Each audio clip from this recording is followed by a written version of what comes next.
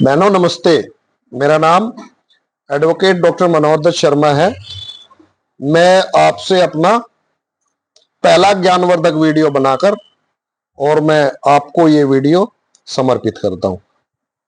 बहनों, जैसे कि आप जानते हो, शादी होने के बाद आप पति के घर चली जाती हो।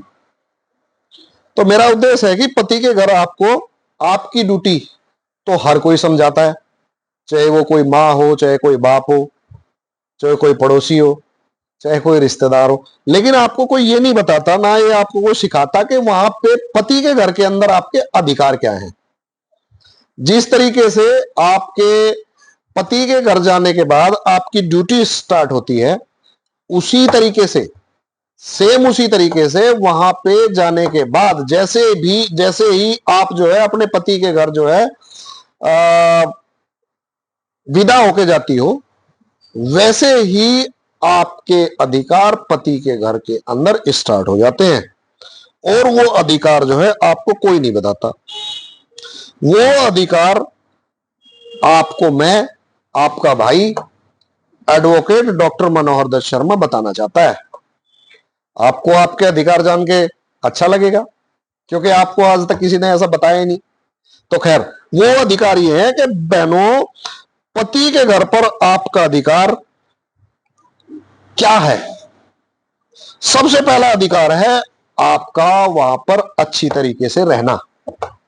फिर वहां पे आपका खाना अच्छा होना चाहिए, पौष्टिक होना चाहिए।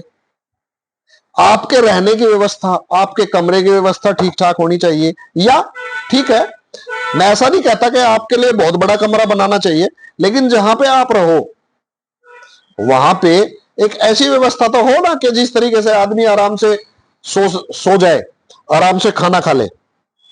उसके बाद ये सारी व्यवस्था रहने की, खाने की, सोने की, आपकी दवाई की, अगर आप बीमार हो जाओ तो पति पक्ष की यानी कि ससुराल पक्ष की जिम्मेदारी बनती है और आपका अधिकार बनता है कि आप वहां पर अपने अधिकार से रहो और वो आपका इलाज कराए।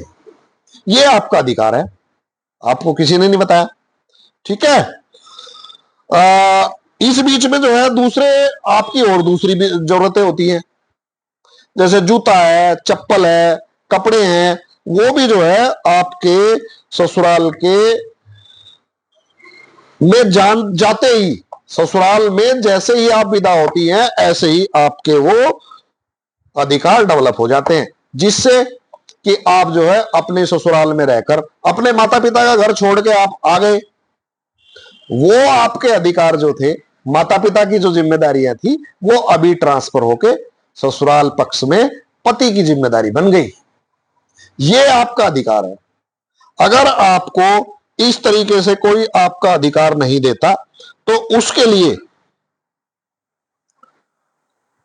आपको अपना अधिकार मांगना पड़ता है। आपको अपना जो अधिकार मांगना पड़ता है, जो लोग आपका अधिकार आपको देना नहीं चाहते या कोई किसी को कुछ देना नहीं चाहता, तो उसके लिए फिर हमें जो है वो अधिकार मांगने के लिए हमें दूसरी तरीके के प्रयास करने पड़ते हैं। हमारे उन्हीं प्रयासों में हमारी सरकार ने, हमारी भारत सरकार ने आपको अधिकार दिलाने के लिए एक कानूनी व्यवस्था की है। और वो कानूनी व्यवस्था क्या है? सरकार ने 2005 के अंतर्गत एक एक्ट बनाया था, कानून बनाया था, जिसका नाम है डोमेस्टिक वायलेंस एक्ट। वो डोमेस्टिक वायलेंस एक्ट आपको आपके ससुराल के अंतर्गत होने वाली परेशानियों में, जो परेशानी आपके ससुराल के द्वारा आपके लिए घटित होती है, वो आपको उससे निजात दिलाने में आपकी मदद करती है, जिस एक्ट का नाम डोमेस्टिक वायलेंस एक्ट है। बहनों, इस एक्ट के अंतर्गत सरकार ने आपको भिन्न भिन्न प्रकार के अधिकार दिए हैं और अलग अलग तरीके से आपकी मदद की है। जैसे मान लो आपके साथ कोई मारपीट कर रहा है, तो मारपीट से बचाने के लिए आपके अधिकार जो है वो सरकार ने एकदम से सिक्योर करे हैं। आप जो है उसके लिए पुलिस कंप्लेंट फाइल करवा सकती हैं। उसके लिए आपको एक स्पेशल अधिकारी, सरकार ने आपको एक स्पेशल अधिकारी आपके लिए हमेशा आपकी सुरक्षा करने के लिए सरकार ने नियत किया है, लेकिन ये बात आपको पता नहीं, आपको कोई बताता नहीं। तो वहीं पे इसी डोमेस्टिक वायलेंस एक्ट के अंतर्गत आप अपने उसी ससुराल पक्ष के उसी घर में आप लगातार रहने का अधिकार मांग सकती हैं। कई बार क्या होता है, मैं देख रहा हूं कि कुछ हमारी बहनों को ससुराल पक्ष के लोग मार पीट के भगा देते हैं, और वो लोग जो है वो बहनें अपने माँ बाप के घर पे जाके रहती है। माँ बाप के घर पे रहने से भिन्न भिन्न प्रकार की समाज से रिलेटेड समस्याएं होती है। मुझे ये कह दिया, मुझे वो कह दिया, परिवार का एक माहौल खराब होता है। तो इसलिए आप जो है अपने मैट्रिमोनियल होम उसको बोलते हैं जिस परिवार में, यानी कि पति का घर, जिस घर में आप गई हो, उस घर के अंतर्गत आप रहने का अधिकार कानूनी तौर पे मांग सकती हैं। इन सारी चीजों को लेने के लिए आपको एक अच्छे कानूनी सलाहकार की जरूरत पड़ेगी। और आपको पता है, बिना मांगे इस दुनिया में कोई कुछ नहीं देता, अपने अधिकारों के लिए लड़ना पड़ता है। आपको रहने का अधिकार, आपको अपनी पॉकेट मनी यानी कि रोजमर्रा का जो आपका खर्चा है, वो आपके पास अधिकार है कि आप अपने ससुराल पक्ष से वो खर्चा मांगे। और ऐसा आप बिल्कुल भी ना डरें, आप इस चीज से बिल्कुल भी ना चिंतित हो, ना घबराएं, ना परेशान हो।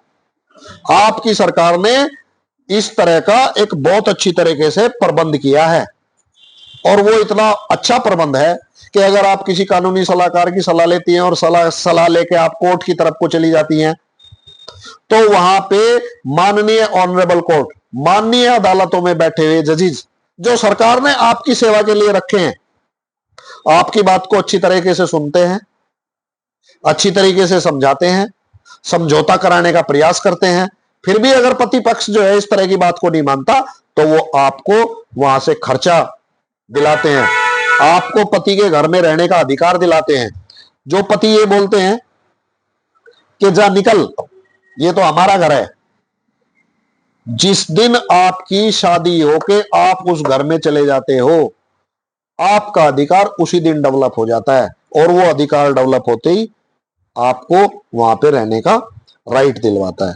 यदि आपके साथ इस तरह की कोई मारपीट, गाली गलौज कोई करता है ससुराल पक्ष की तरफ से, चाहे वो पति हो, चाहे वो आपकी सास हो, चाहे वो आपका ससुर हो, चाहे वो आपकी नंद हो, इन सब के खिलाफ आप शिकायत कर सकते हैं, आप अपना अधिकार मांग सकते हैं, आप इन अधिकारों के लिए लड़ सकते हैं।